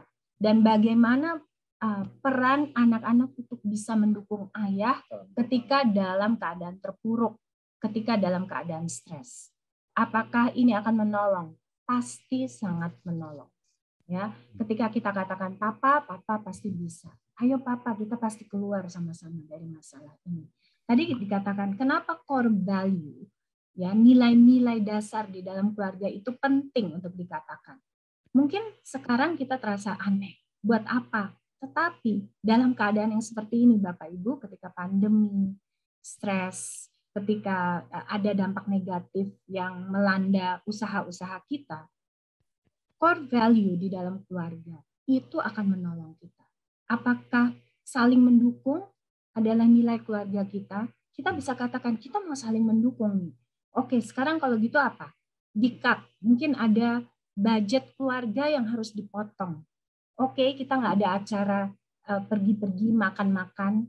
atau kita makan dengan budget yang harus dibatasi sekarang, atau mungkin pemakaian listrik, pemakaian air, atau tenaga, mungkin tenaga asisten rumah tangga harus dikurangi dan sebagainya. Itu kenyataan, realita yang kita harus ajarkan kepada anak-anak. Betul, ya. Jadi bisa diperbaiki. Jangan khawatir Bapak dan Ibu. Pasti bisa diperbaiki. Amin. Ketika kita ajak, ini Ibu dibilang validator tuh apa sih? Validator tuh seperti orang yang memegang tongkat estafet. Ya kita tahu ya kalau lari estafet ada pemegang selanjutnya. Itu peranannya Ibu. Jadi Ibu yang akan mendorong anak-anak bersama-sama untuk mendukung ayah. Wow. Terima kasih pertanyaannya. Thank you Pak Handoko Christine, komplit sekali ya. Tapi yang pastinya itu orang tua perlu ada namanya kerendahan hati. Dan tadi intensitas, intentional, secara sengaja untuk mengejar, saya nih mau nih bangun hubungan dengan anak saya, memperbaiki hubungan dengan anak saya yang mungkin pada saat fase rumah itu tidak sempat terbangun gitu ya, harus ada kerendahan hati gitu. Tapi sebenarnya nanti saya akan tanyakan ini tentang kerendahan hati ini, karena sedikit sebelum ke pertanyaan orang tua lagi, kerendahan hati ini kadang orang tua yang struggle mungkin untuk terbuka, apalagi dalam kondisi-kondisi soal finansial, hal-hal yang mungkin menurut orang tua itu tidak mau menambah beban dari anak-anak sendiri ketika mengetahui hal-hal personal tentang orang tua, begitu ya. Sehingga itu nanti saya akan tanyakan Mbak Ayu, pakai seberapa pengaruh itu dengan membangun identitas anak-anak. Apakah tentang keterkaitan antara keterbukaan orang tua dengan identitas yang terbangun di anak-anak? Gitu. Apa jawab sekarang sedikit aja Kak, sebelum nanti langsung pertanyaan orang tua. Gimana? Apa hubungannya antara identitas dengan keterbukaan orang tua? Ya, sangat penting buat orang tua terbuka ya. Di dalam juga hal-hal yang menyangkut keuangan. Ada seorang teman yang berkata, saya tidak mau bicara tentang hal itu, Ci. Dia bilang kepada saya tentang keuangan. Kenapa saya tidak mau mematikan mimpi anak saya? Nah, sekarang yang kita lihat adalah bagaimana kita menolong anak kita untuk punya mimpi besar, ya, bukan tergantung dari situasi keuangan kita. Apa yang mereka bisa lakukan? Ya, mereka bisa kita dorong, kami seperti kami dan anak kami dorong dia, kami katakan kalau kamu mau melanjutkan pendidikan S2, ayo cari scholarship. Gimana mau mencari scholarship? Oh, cari scholarship berarti nilai-nilainya harus bagus pada waktu nilai S1. Kemudian apalagi? Apa yang diperlukan untuk scholarship? Oh, yang diperlukan adalah pengalaman bekerja, pengalaman magang dalam bidang yang berkaitan dengan pendidikan S2 yang mau diambil dan sebagainya. Jadi melihat apa yang harus dipersiapkan. Apakah itu akan mengurangi mimpi? Tidak. Apakah keuangan akan membatasi hal itu? Sepertinya sekarang yang kita lihat dengan mata kita seperti itu. Tetapi di kemudian hari tidak. Jadi sikap optimis itu akan menolong kita. Nah, apa akibatnya Bapak Ibu kalau kita tidak mau terbuka secara keuangan? Karena pandangan bahwa saya nggak mau nanti batasi mimpi anak saya. Jadi kami akan tetap usahakan. Ada seorang teman yang ngotot tetap anaknya diusahakan dia sekolah di sekolah yang sangat mahal karena dia tidak mau mimpi anaknya itu terhambat. Tetapi sekarang ketika harus menutup dengan hutang yang kita tahu dan dengan hutang. Apakah itu tidak akan membawa dampak negatif untuk anak kita? Berbalik kepada kita semua. Bapak Ibu yang kita ingat bahwa kita itu manusia yang tidak sempurna. Dan orang tua yang tidak sempurna. Tetapi bagaimana kita bisa merefleksikan Allah di dalam hidup keluarga kita. Nah, itulah seninya Bapak Ibu. Dan itu butuh kasih anugerah. Saya katakan butuh kasih anugerah. Jadi keterbukaan itu sangat penting. Keterbukaan itu menyatakan kerentanan kita, vulnerability. Bahwa saya itu tidak sempurna. Nah, sangat susah orang tua berkata, ayah berkata dengan gengsi karena wah, saya sempurna di mata anak saya. Nah, itu susah. Ya kita nggak sempurna kok. Jadi apa ada saja dengan anak kita. Tetapi bagaimana kita juga berusaha menyatakan Allah itu, nilai-nilai dan semua itu di dalam hidup keluarga kita. Nah, jadi anak kita akan melihat perjalanan kita sebagai ayah dalam mencapai itu atau merealisasikan dalam keluarga itu, dia hargai. Jadi ada proses yang dihargai oleh anak kita. Dan dia lihat gitu loh, oh ternyata keterbukaan papa ini, mama ini, saya bisa lihat bahwa itu tidak gampang gitu. Jadi sebagai ayah ya atau ibu ya, gampang tanya anak. Yang kamu lihat dalam perjalanan hidup papa mama apa? Kalau dia nggak tahu sama sekali, so let's talk, let's start discussion. Kenapa? Dari pengalaman yang kita ceritakan, anak kita akan tahu, oh papa saya tuh dulu nggak sempurna. Dia tahu saya ini dulu seperti apa, dosa-dosa saya semua dia tahu. Tapi dia tahu bahwa ayahnya karena kasih anugerah Tuhan, hari ini berubah, diubah Tuhan gitu. Dan hidup dia bisa diubah Tuhan juga. Nah, keterbukaannya sangat penting, Bapak. Amin, amin. Thank you Pak Handoko, Bu Christine. Langsung saja ya kita pertanyaan dari orang tua udah nggak sabar nanya. Silakan ditampilkan. Keterbukaan sangat penting dan sangat ada erat kaitan dengan identitas. Oke, bagaimana orang tua mengajarkan konsep anak Allah kepada anak nih? Karena jika orang tua anak Allah, berarti anak saya adalah cucu Allah, atau jika orang tua anak Allah, berarti orang tua ada anak saudara, ada gitu. Bagaimana saya menjelaskan konsep ini supaya nggak bingung anak-anaknya? Gimana kira-kira cara yang praktis, Kak? Oke, yang pertama adalah bagaimana orang tua mengajarkan konsep anak Allah kepada anak. Nah, konsepnya adalah yang paling gampang, ya kita buka di dalam Yohanes 1 ayat 12. Orang-orang yang menerima Tuhan Yesus sebagai Tuhan dan Juru Selamat. Sorry ya, saya harus katakan ini adalah konsep tentang kekristenan, Bapak Ibu. Ya, karena hanya konsep ini yang bisa dimengerti tentang konsep anak Allah. Jadi konsep Christianity ini yang harus diterapkan. Ya, jadi ini saya berbicara dalam konteks ini. Yohanes 1 ayat 12 dibilang orang-orang yang menerima Dia. Jadi menerima itu apa? Menerima Yesus sebagai Tuhan dan Juru Selamat, dinyatakan sebagai anak-anak Tuhan. Apa artinya? Allah mengangkat kita menjadi miliknya. Ini dibilang tuh kalau kita secara legal waktu kita lahir, kita punya itu dibilang akte kelahiran, ya. Itu yang menunjukkan secara legal bahwa saya adalah anak dari ibu ini, dari bapak ini. Itu akte lahir. Nah, itu yang dibilang konsep legalitas, bahwa saya sudah menjadi milik Kristus, menjadi seorang anak dari Allah. Itu maksudnya. Nah, kalau kita lihat kenapa sih agama Kristen, ini saya katakan seperti itu, mengajarkan ada Bapa, Anak, Roh Kudus. Konsep ini sebenarnya adalah konsep dasar tentang keluarga. Jadi dibilang keluarga itu adalah inisiatornya adalah Allah. Kenapa dia mengungkapkan itu? Karena itu adalah dasar ikatan yang paling kuat di dalam di bumi ini. Konsep tentang keluarga. Nah, ini yang akan menolong anak-anak untuk bisa mengerti gambaran Allah sebagai Bapa. Tapi saya harus katakan karena iblis mencoba untuk menghancurkan itu, ada begitu banyak gambaran Bapa yang tidak sempurna, Bapa yang tidak baik yang terjadi. Dan memang itu adalah ajaran yang mau dihancurkan, yang berusaha untuk menghancurkan konsep yang benar tentang nilai Allah sebagai Bapa. Gitu. Ya. Jadi kakek, nenek, papa, mama, anak itu kan yang tadi Christine katakan legalitas, tetapi yang kedua adalah di dalam realitas di dunia. Dan saya pikir anak bisa paham, tetapi yang anak Allah itu di dalam konsep spiritualitas, tetapi di spiritualitas itu ekspresinya itu secara holistik. Jadi saya ambil contoh praktis begini. Anak saya sebagai kami sebagai orang tua itu dia anak Tuhan dan dia adalah pusaka Allah. Dia adalah anak panah di tangan pahlawan. Nah, anak saya itu dipanggil Tuhan dengan namanya. Dan dia unik di mata Tuhan. Tugas kami sebagai orang tua secara jasmani adalah sebagai orang-orang percaya, sebagai anak Tuhan adalah bagaimana menginvestasikan hidup kami sehingga anak kami itu bisa menjadi anak Tuhan yang maksimal di dalam hidup dia. Nah, disitulah bicara tentang dia sebagai anak Tuhan, dia unik. Dia punya keunikan sendiri, dia punya kekuatan. Dia diciptakan lahir dari kandungan ibunya, dirajut dengan dahsyat.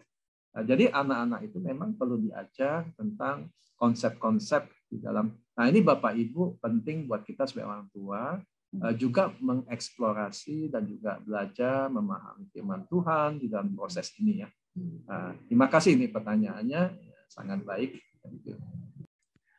Thank you, Pak Handoko, Bu Christine, dan Bapak Ibu. Mungkin sudah cukup jelas ya yang bertanya. Kalau misalnya pun masih belum jelas, mungkin bisa cari mentor yang tadi sempat disinggung juga ya, mentor untuk bisa menanyakan detail gitu ya tentang hal ini. Gitu. Oke, mungkin satu pertanyaan lagi ya, Pak Handoko, Bu Christine, sebelum nanti ke closing statement. Nah, jadi ini mungkin dari orang tua ini ada kejadian di dia ya, ada mungkin anaknya bertumbuh di sekolah Kristen dan memang mayoritas di siswa Tunas Bangsa Greenfield Open Serpong bersekolah Kristen dan juga mungkin aktif di gereja gitu ya. Tapi sepertinya saya melihat anak saya masih mengalami juga masalah dalam hal identitasnya. Mungkin kurang dijabarkan detail tentang identitasnya itu apa. Tapi intinya kira-kira ada bagian mana nih yang salah dan apa yang sebaiknya saya bisa lakukan sebagai orang tua. Mungkin sedikit silakan pandangannya Bu, Pak. Ya, terima kasih. Nah, kita harus melihat apa sebetulnya yang menjadi masalah dalam identitasnya. Masalah dalam identitasnya adalah mungkin satu, karena dia melihat bahwa dengan menampilkan diri saya seperti ini, waktu misalnya saya bilang, saya nggak mau makan sayur, saya nggak mau masuk ke dalam sini. Saya merasa baju yang ini tidak cocok dengan keinginan saya. Apakah dia diterima dengan konsep yang seperti itu? Kalau kita memberikan penolakan yang keras, udahlah, kamu ikut aja. Ini sayur kan bagus buat kamu. Udah kamu makan aja, kamu nggak mau lihat ngalamin masalah nanti. Banyak orang-orang sakit dan sebagainya. Itu prinsip yang sebetulnya bagus. Tetapi pada waktu kita lakukan itu, kita tidak sadar bahwa kita menolak anak kita sebagai seorang identitas. Nah, jadi kita harus cari tahu dulu apa sebetulnya yang menjadi masalah dalam identitasnya. Apakah dia tidak berani menampilkan diri dia apa adanya, atau dia merasa ada yang kurang dengan dirinya. Nah, ketika kita bicara dengan dia dari hati ke hati, dengan pertanyaan seperti ini, apa yang kamu lihat tentang diri kamu? Yang kedua, pertanyaannya, apa yang kamu inginkan dari orang-orang sekitar kamu? Yang ketiga adalah, saya merasa senang ketika titik-titik. Coba minta dia jawab 3 pertanyaan ini. Ketika dia mencoba untuk jawab di sini, kita akan bisa lihat apa sebetulnya yang dia inginkan. Apa yang menjadi dirinya yang sesungguhnya yang dia ingin orang bisa terima. Ya. Nah, kalau kita lihat, jadi lalu apa yang kita bisa lakukan? Setelah kita melihat, kita boleh tanya dengan anak kita. Oh, jadi kamu merasa selama ini orang nggak memandang kamu ya? Kamu merasa malu ya karena jerawat kamu banyak. Kamu merasa malu ya karena kayaknya teman-teman kamu lebih tinggi ya dari kamu. Kamu masih belum setinggi teman-teman kamu. Dari situ kan kelihatan dari situ apa sih yang menjadi masalahnya. Lalu bagaimana kita membangkitkan itu? Yang kita katakan, kamu adalah pribadi yang berharga di mata Tuhan. Papa sama Mama bersyukur untuk kamu apa adanya. Kamu nggak usah menjadi orang lain, nak. Biarpun mungkin teman-teman kamu banyak update dengan mode sekarang, kamu bisa tetap jadi diri kamu. Kamu nggak usah ikut seperti itu pun, kamu tetap akan diterima setelah kamu menjadi dirimu apa adanya. Itu yang seperti itu. Ya, terima kasih. Tambahan saya gini, Bapak Ibu ya, terima kasih untuk pertanyaan ini. Ini pertanyaan mungkin banyak ditanyakan oleh kita sebagai orang tua, kami pun mengalaminya. Nah, pertama mungkin yang paling penting kita harus pahami, anak kita bertumbuh di sekolah Kristen, aktif melayani di gereja, itu tidak selalu itu membuat identitas anak kita itu dia paham identitas utama dan juga identitas sekundernya. Kenapa Bapak Ibu di sekolah Kristen dia punya teman-teman, dia bukan hanya guru, dia punya teman-teman ya. Kedua di komunitas gereja pun beragam, orang yang baru bertobat, ada yang sudah melakukan sungguh firman Tuhan, ada yang belum dan lain-lain. Tetapi yang saya ingin katakan bahwa tongkat otoritas itu diberikan kepada orang tua. Jadi Bapak Ibu, identitas anak, investasi yang terbesar itu dari orang tuanya. Ayah dalam hal ini, dalam usia tertentu, ibu sebagai validator. Itu satu yang paling penting. Apakah kita sebagai orang tua sudah investasi secara maksimal untuk membangun identitas anak kita? Nah, yang kedua adalah kita ada beberapa cara. Misalnya tadi identitas utama, berbagi firman Tuhan, ngobrol ya, untuk kita mendengar Bapak Ibu. Penting itu mendengar. Jadi anak kita tuh misalnya gini, oh saya anak Tuhan. Nah, tadi ada yang bertanya. Nah, buat anak kita apa sih artinya anak Tuhan buat dia? Dari ngobrol itu kita akan tahu apakah anak kita itu memahami identitas utama dia. Sekarang anak kita terima Yesus sebagai juru selamat pribadi dia. Dia melalui siapa? Temannya, atau melalui mentor di sekolah minggu, atau melalui orang tuanya? Itu pertanyaan besar. Waktu anaknya mau dibaptis, yang membuat anaknya memutuskan membaptis, dibaptis itu siapa? Orang tuanya atau pendetanya atau Bapak Ibu? Seringkali kita memberikan otoritas ini kepada pihak ketiga. Tidak salah, tetapi sebenarnya otoritas itu diberikan kita kepada sebagai orang tuanya. Jadi mendengar itu sangat penting. Misalnya tentang panggilan sekunder, bicara tentang masa lalu. Berapa sering kita mendengar tentang apa yang dialami anak-anak kita. Saya pernah mengalami dan saya sangat menyesal suatu ketika anak saya membaca satu buku yang saya berikan dan saya tidak tahu buku itu mengatakan bahwa masturbasi itu tidak salah. Jadi saya salah, saya tidak baca bukunya. Nah, waktu anak saya mengalami kebingungan di sana, disitulah kemudian saya baru intervensi. Nah, Bapak Ibu, ini persoalan-persoalan yang kadang-kadang kita lewati gitu. Atau anak kita mungkin di sekolah mengalami sesuatu dan lain-lain. Nah, apakah kita ketahui? Apakah dia pulang dengan muka lagi sedih? Ya, kita duduk. Nah, disitulah kita bicara tentang identitas. Bukan teori, tetapi dalam kenyataan hidup. Bapak Ibu, waktu anak-anak kita membutuhkan kita, disitulah afirmasi tentang identitas dia. Disitulah bicara tentang menjelaskan identitas dia. Disitulah tempat di mana kita mendoakan, mendukung dia. Ini ngomong gampang nih Pak ini. Kenapa? Karena kita tidak selalu hadir. Kita ada perjalanan dinas, kita ada pergi dan lain-lain. Tapi kasih anugerah Allah cukup Bapak Ibu. Mungkin dari saya itu tambah. Wow, dan saya bisa bilang tambah dari Kak dan Ibu juga itu luar biasa menyimpulkan bahwa kuncinya orang tua harus hadir ya dalam proses pembentukan identitas anak. Sekali lagi Bapak Ibu semuanya termasuk saya gitu. Orang tua harus hadir. Dan tidak berasa kita udah sampai jam 11 Pak Handoko, Bu Christine, dan kita pengen lebih lama lagi, cuman memang waktu yang membatasi kita. Mungkin closing statement yang ingin Bapak Ibu sampaikan untuk menegaskan kembali apa yang kita sudah belajar hari ini untuk semua orang tua. Bapak Ibu orang tua silakan siapkan telinganya, kita simak sama-sama apa yang ingin Bapak dan Ibu sampaikan. Silakan. Ya, yang pertama dari saya adalah setiap anak diciptakan dengan satu tujuan Tuhan. Dan kita sebagai orang tuanya dipanggil dan dipakai oleh Allah untuk bisa mempertajam anak-anak ini, untuk mencapai tujuan hidup mereka.